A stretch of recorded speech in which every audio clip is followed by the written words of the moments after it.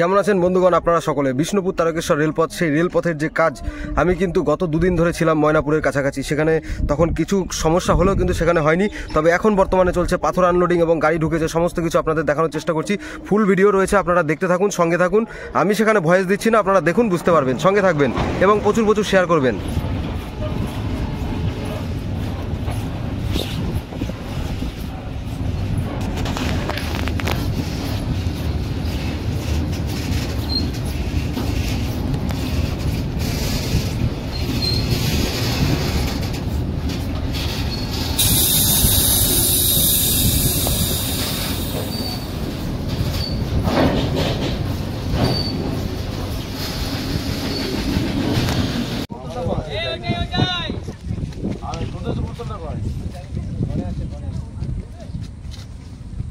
বাচ্চাগুলো চারটা